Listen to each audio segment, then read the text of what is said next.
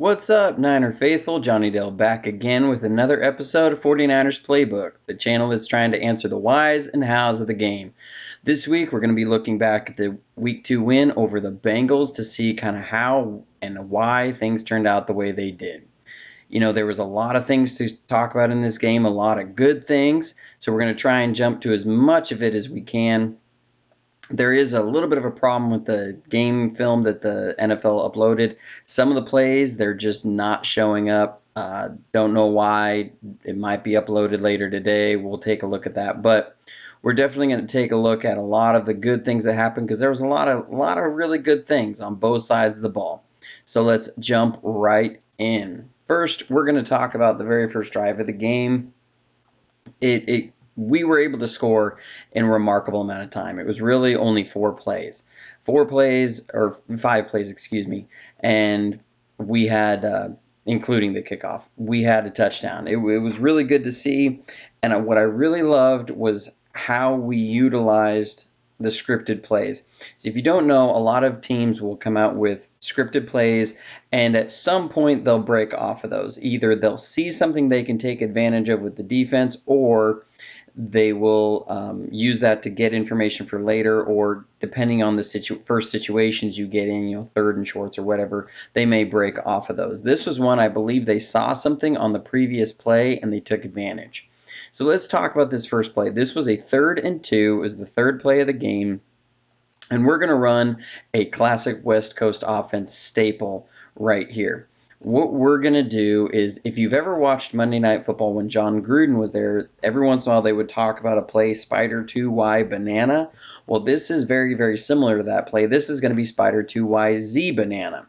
It's the same play, just using a little bit different for personnel. What the Spider 2Y Banana usually is you get a play action fake to the strong side. The fullback will come down, and then he'll act like he's going to block, and he'll kick out into the flat. The Y banana refers to the tight end, who's the Y back, usually running a banana route, or it's a route that's shaped like a banana. What we're going to do is we're going to run that play or that route from Marquise Goodwin right here. He's going to run this banana route.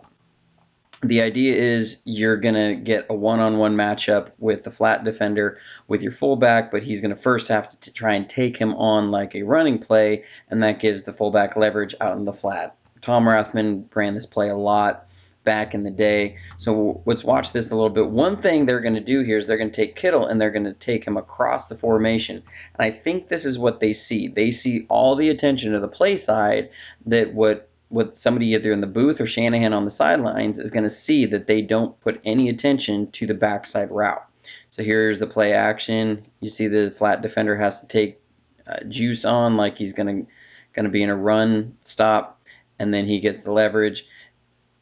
And there goes Juice out into the flat, gets enough. Easy pitch and catch for a first down on 3rd and 2.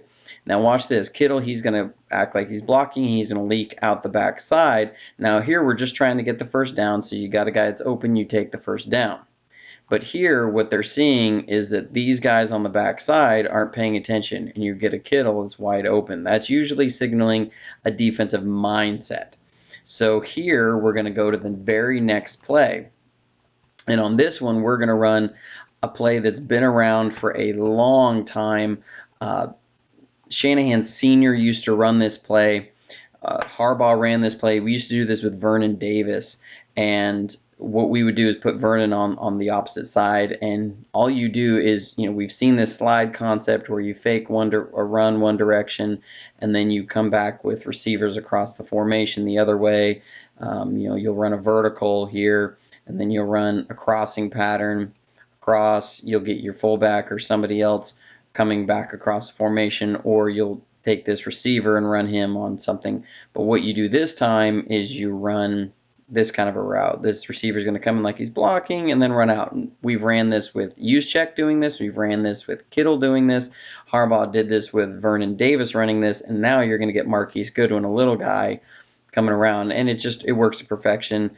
You saw this broken down on the broadcast. If it was, you see here the play action fake draws everybody going one way. This is our slide concept. everything's coming back over the other direction, and everybody starts bailing that side, especially when you have a guy like Kittle, and he's running free. And here Marquise Goodwin is here, and he's just going to leak out. And you have a player wide open for a touchdown. There's a bust in the coverage because there's anybody who was supposed to be on the side took off with Kittle. And there we go. There's an easy 7 points to open the game. That is awesome. So we're going to continue on. This was the very next drive that we did. And here, what I liked was Jimmy Garoppolo working his progressions and staying where he needs to. We're going to run a variation of a curl flat concept. Here, you're going to have Marquise Goodwin. He's going to come up and he's just going to run a curl. And we're going to take Dante Pettis, and we're just going to run him across. This is going to give a run fake for what we know. A lot of runs we normally do. You'll see this receiver come across the formation trying to draw the defensive end out. We had run and end around with Deebo Samuel earlier in the game. We'll have a play action, and then we're going to take this receiver, which I believe is Deebo Samuel, and we're going to run him on an in route or a deep in route, whichever way you want to look at it. The idea is he's going to be the primary on this play. You're trying to pull up the defense. You're trying to suck these guys up with play action and open up this hole in the cover 3, because this is this curl or hook curl defender's responsibility. So the idea is you're gonna bring play action, bring this linebacker up, and should open up a hole right here. If he's not there, and again cover 3, you're gonna then put this curl flat defender in conflict where you're gonna have a curl and a flat route, so that this guy has to choose, does he stay back and give help on the curl, or does he attack the flat route? So let's see how this play goes. See here's a play action trying to draw the linebackers up. We don't get a good pull on these linebackers. So here's this linebacker drops, and you see Jimmy Garoppolo, he's looking first to the in route. It's taken away. You see both these defenders dropping on it. So from there, he moves on to a curl flat. He's going to look this direction. He's going to see the curl flat defender, see Marquise Goodwin. He gets a lot of zip on this ball. I like this. It's good. It's a good ball. Great ball placement because he ends up placing it to the inside where Goodwin can turn upfield and gain an extra couple yards. You know, that's good ball placement. Let's watch this in real time. You'll see the zip he has on the ball and how quickly he works through this progression. Here we go. That's pretty good. I like that. You know, that's something. Those are the things that makes Jimmy Garoppolo work really well in this offense. And then the other part was his mobility. So here we're gonna try and get Kittle open over the middle. We're gonna run 2 verticals up this way, and we're gonna try and open up Kittle in the middle of the field. But here the Bengals do a good job. They're in a cover 2, and this middle defender doesn't take this vertical at all. He's going to jump. He's going to drop down on Kittle, and the safety plays it pretty well. They're kind of in a matching too, where if these outside guys go vertical, they're going to match up into man coverage.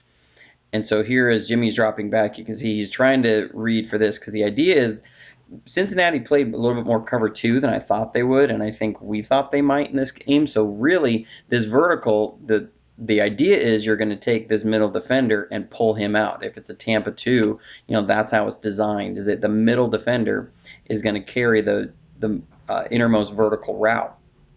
And that's what we're trying to do, and he doesn't bite on it at all. And so as Jimmy's looking there, Kittle's covered. He's going to step up into the pocket. We're coming with a double move over here. He's going to cut in or out and then come back in, but he stumbles. He's not really there. And what Jimmy sees is the running back leaks out, and so this defender goes out into the flat, and that just opens up a big space, and he takes off, gets the first down. That's a good thing to see.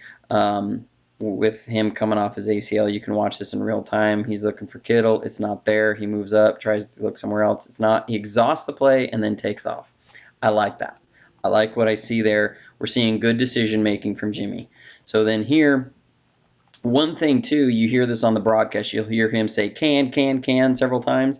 As far as I've seen with Kyle Shanahan, under Harbaugh it was usually kill, which was their their code or their word for when you'll call two plays into the huddle. One will be a pass, one will be a run, or sometimes one's a pass against certain coverage, it's another one's a pass against a different coverage. And so you run the play based upon what the defense is presenting. And so here they had been running a two deep on that last play, and here they come out and they have a single safety look. So what you're going to see here is as Jimmy comes up to the line, he sees we split Kittle out. He says no, come back in, and you see him. He gives a little head tap here. Breida is gonna give a little head tap here. I think they're canning the play to a run, and we're going to see how that works. Because what they're going to do is they're going to run a counter here. One trick is when you run the ball, especially if you're running against an 8-man front, who do you leave unblocked? You can't block everybody, so who do you leave unblocked? And they're going to do a good job of leaving the backside linebacker unblocked and getting this. So Jimmy brought Kittle in again to help pick up another element in the run game, because he sees it's single safety, so they're going to run the ball. So here comes the counter. You see him take a step. Everybody's coming down. Kittle's coming across the formation. He does a great job squaring up and pushing out the edge defender. Here, Mike Person does a great job of coming down and attacking the second level, and he walls off this linebacker right there. I love that. I love the block from the wide receiver coming down, and then that's just Breida's special ability to be able to kind of just makes more stuff happen, and we get 12 yards. It's a good deal. It's a good play. I was going to try and show these three plays in a row, this one, the next one, and then the next one, but the play after this is one of the ones that is not available. So then here is the next touchdown. This is the screen to Mostert. What is interesting about this play is most of the time when you see screens, it's going to be guard, center, guard. They're going to act like they're going to pass block and then get out. On this one, we don't get that happen. And again, this was another thing that what you'll see here is as they get up to the line of scrimmage, note Jimmy, it looks like he's changing the play. Again, now since he came out with a two safety look, the previous play they were in a single safety, and then the play before that they were in two safety. So they were mixing up their coverages. And so, I believe usually the offense is reactionary to the defense. The defense comes out in a cover 3. The next play you run is going to look to beat a cover 3. They come out in cover 2. You're going to call a cover 2 beater the next time. Usually you're going to do that because defenses will generally say, we're going to keep doing this until you show you can beat it. Well, so here we probably had a cover 3 beater called. Jimmy walks up to the line, sees the two safeties, and he changes the play. I like this. This is the kind of stuff that there's a reason why our offense produces a lot more points when Jimmy's in the game. And it's things like this. Again, am I 100% certain that this wasn't called in the huddle to be this and they're giving some window dressing? No. But what I've seen in our offense with him in the game, without him in the game, I'm pretty certain that he's the one who changes the play here. And it's just going to be a great call because what's going to happen is since he's actually going to run a cover 2 and they're going to bring this slot corner on a blitz, and it's just a perfectly timed play. And this was a play that I was really excited to see because it told me this is why we went out and got Weston Richburg, because he's got a lot of great mobility. So here we're going to look like we're dropping back and passing. Jimmy's going to look off to his right. I love that. That's the little things that you like to see. Mostert's going to act like he's picking up the blitzer for just a second. He gives him a little bit of, I'm going to pick you up. No, I'm not. And sneaks out. And on this, Weston Richburg is the only lineman to get out on this screenplay. But that is all that's needed. Watch him. We're going to do this in real time because he's just going to do a great job. One, lineman can't run down the field. He's going to turn, run horizontally straight down, and then go pick up somebody to block. And this is why we went and got him, because he's got some wheels for a center. So watch him drop back. Watch him go. Look at the big man go. And he's going to go and he's going to pick up a linebacker enough to spring Mostert for a touchdown. That's awesome. See, on the broadcast, I think it was Spielman, whoever was there, was giving this guy a hard time. He said, he needed to send him back inside towards his help. The problem is he didn't have any inside help. If he comes across Richburg's face and cuts this this direction off, there's nobody over here, and our wide receivers got this defender walled off. So Mostert's just going to take this and run up the sideline anyway, or run up the field anyways. So, Richburg gets out there and he makes this defender choose. He doesn't blindly attack him. He's fast enough to get out there. He breaks down and is able to set this run up. That's just a thing of beauty. That's awesome. That's awesome to see. It's great to see our offense scoring and moving the ball. So I hope you enjoyed this video. We're going to continue on this series here shortly again, so stay tuned. You can like and subscribe. If you want to turn your notifications on, you'll be able to see when videos are uploaded, because we're going to continue on in this game talking about the offense for 1 or 2 more episodes. Then we'll move to the defense and see how the defense did. Thanks for tuning in. Thanks for supporting the channel. If you'd like to support me through Patreon, I will put the link below. Thank you, and go Niners.